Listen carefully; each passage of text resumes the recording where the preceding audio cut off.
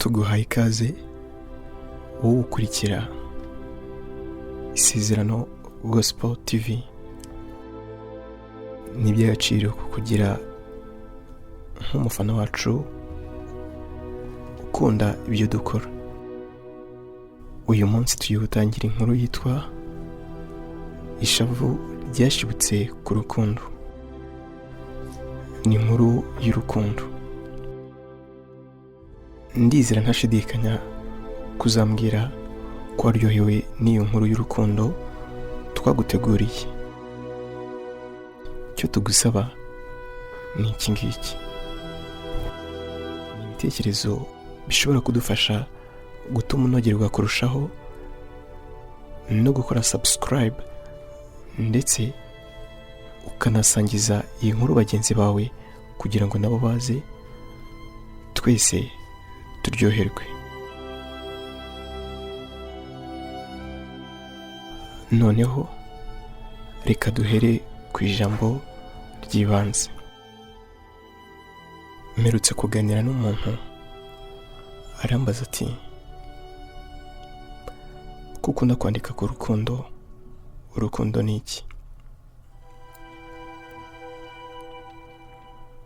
Iyo ndamuka musubije ntabanje gutekereza cyane, nari kumubwira ko urukundo ari amarangamutima aguhatira kuvugana, gusabana, gukumbura, kwitanga ndetse n'ibindi bikorwa ushobora gukorera umuntu ariko mukaba mudahuje igitsina. Iyo njye mvuze urukundo mba narinze urwa kibyeyi n'urwa kivandimwe. Mba mvuga uru rukundo ruha umuntu uburenganzira bwo kubabaza mugenzi we. Benshi bakunda kwibaza impamvu abantu bari mu rukundo akenshi barangwa no kubabara cyangwa kwishima. Nanjye ndabyibaza cyane.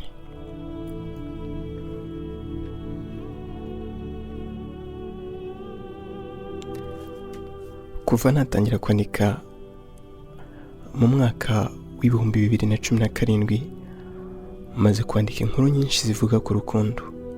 Muri zo zose hari izo nahimbye ariko hari n'izo ntahimbye. Izo nahimbye nazo inyinshi nazihimbaga nzikuye kubiba. Ndi umuhanzi ariko sindemo. Icyakora nshobora gufata amagambo 3 nkayabyaza ibihumbi by'amagambo. Ibyo nandika si ibyo nkura ahantu handi hatabaho, kuko ibyo nandika mbikura hano mba. Hamwe utegera imodoka, hamwe hahira ibiribwa cyangwa imyambaro, hamwe ujya iyo uri gutembera nanjye njya mpajya. Gusa njyewe ntabwo ngenzwa na kamwe. Nshobora kuba ngiye kugura ishati nkahakura ibyo utigeze uhabona kandi byagaragaraga. Iyi nkuru tugiye kumva uzumvamo byinshi, ariko ngusabye kuzakoramo bike by'ingenzi. Nuyirangiza uzihangana uzamfasha gushaka igisubizo cy'iki kibazo. Urukundo ni iki? Murakoze. Umwanditsi Dushimimana Samuel. Episode ya 2.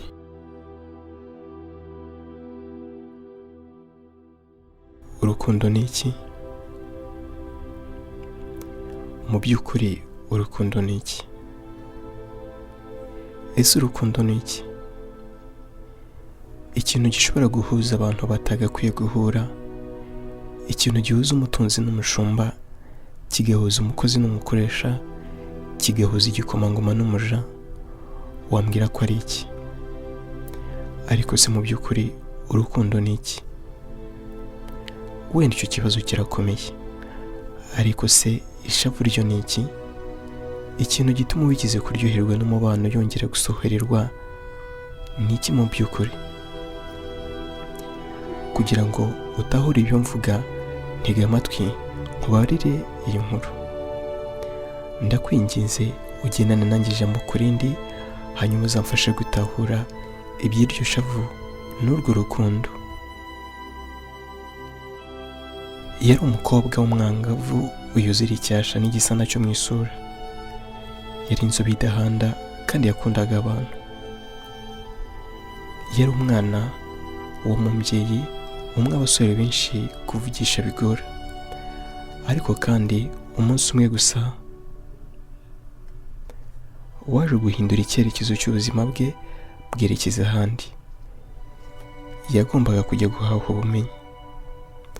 Se umubyara yari afite ubushobozi bwo kumwohereza hanze y'urwamubyaye, akaba ariho ajya kuvomera ubwo bumenyi, ariko iyo abikora atyo wasanga uwo mwana w'umukobwa atari guhura na Sindayigaya.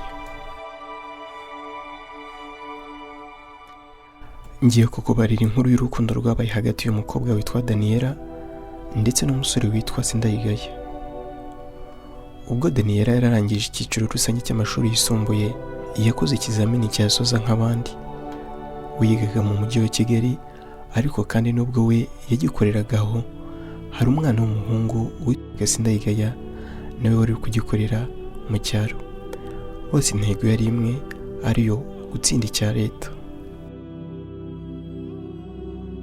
Ubwo bose bamaraga gukora ibizamini byashoboraga kubahesha amanota abemerera gukomereza amashuri yabo mu mashami bakunda, bose bahise bamera nk'abamworozi uvuga ngo ishobora kuzabyara inyana cyangwa ikimasa. Icyizere ariko kuri bose cyari cyose bitewe n'amanota babonaga mu mashuri. Nubwo byari bimeze bityo ariko Sindayigaya we yahoraga abwirwa n'ababyeyi be ko agomba gutangira gutekereza ikindi yakora ngo kuko atazakomeza kwiga. Ababyeyi be bamwerekaga imbogamizi nyinshi zari kubangamira imyigire ye, nk'ubushobozi buke bw'umuryango akomokamo, kuba yarabafashaga guhinga imishyi babaga barapatanye cyangwa kurima, kandi bakabona naramuka akomeje ibyo kwiga atazakomeza kubafasha, ndetse no kuba ngo muri uwo muryango ntawari warigeze yiga ngo arenge amashuri abanza, ngo kuba byonyine yarabashije kurangiza icyiciro rusange byari bihagije. Ibyo rero babiheragaho baca intege uwo musore warotaga kuzagera kure abikesheje ubumenyi yari kuzavoma mu mashuri. Ariko nawe yarebaga ubushobozi bw'urwo rugo, akabona biragoye ko rwamubonera amafaranga y'ishuri, dore ko nubwo yari yarize atahaye iwabo, no kubona amafaranga make yasabwaga ku ishuri byabaga bitoroshye.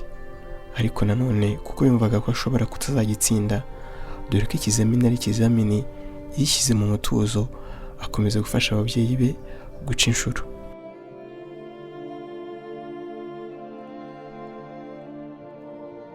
Iminsi mikuru yaje kuvamo, maze amanota y'abakoze ibizamini aza gutangazwa.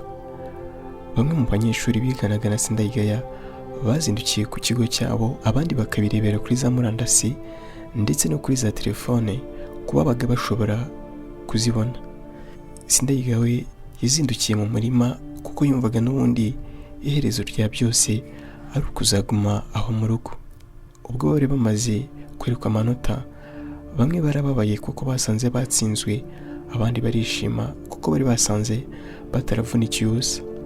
Umwe mu bana bari baturanye na Sindayigaya yavuye aho ku kigo havanye inkuru ishyushye yavugaga ko Sindayigaya ari we wabaye uwa mbere kuri icyo kigo. Uwo mwana rero ntiyatinze kubimenyesha Sindayigaya, gusa Sindayigaya yari yamaze kwakira ko atazigera ajya kwiga kuko nta bushobozi bwo kuriha amashuri yari kubona. Yumvaga ibyo kwiga atari ibye ahubwo bigenewe abandi. Yarebaga aho ayo mafaranga yava, dore ko ubwo yagombaga guhita akomereza muri bya bigo byigamo abana binabacumbikira. Rero yatekerezaga aho yazavana amafaranga yakwishyura ishuri akabona ntaho, nuko akumva nta kindi agomba gukora uretse kuguma aho mu rugo akajya ahinga akiharika, nuko akazavamo umuhinzi mworozi. Mu gihe kimwe nk'icyo ariko Daniela nawe yari yamaze kumenya ko yatsinze ikizamini cya leta, nawe uko yari kuzakomereza amashuri yisumbuye mu mwaka wa 4. Ababyeyi, inshuti z'umuryango n'inshuti ze bari bakomeje kuza kumushimira, kandi bakaza bitwaje impano zihebuje babaga bamugeneye mu buryo bwo kumutera intege ngo akomerezaho. Daniela nawe yabizezaga ko azakomerezaho byaba ngombwa akaharenza. icyo gihe yari yatsinze ku manota meza.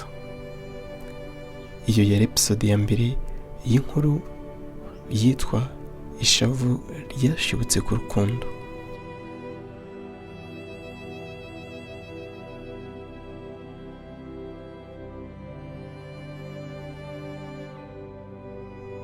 Nizere ko twari tukiri kumwe kugera ku musozo w'iyi nkuru.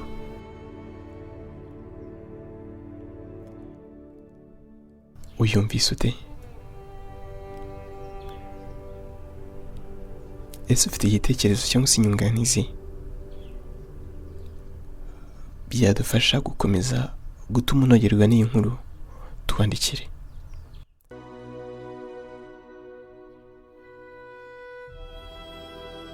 Ushobora gucisha igitekerezo cyawe kuri iyo nimero twashyize muri video, cyangwa se ukagicisha muri commentaire. Urakanda aho handitse comment, hanyuma ushyiremo igitekerezo cyawe. Niba uyikunze kandi ntugende udakanze kuri like, kuko bituma turushaho kubona ko udukurikira umunsi ku wundi. Ikindi kandi ibuka kuyisangiza na bagenzi bawe kugira ngo nabo baze dusangire iyi nkuru. Njye twari turi kumwe, nitwa Sam. Ndabakunda kandi nzishimira kubana namwe n'ubutaha. Mwakoze cyane.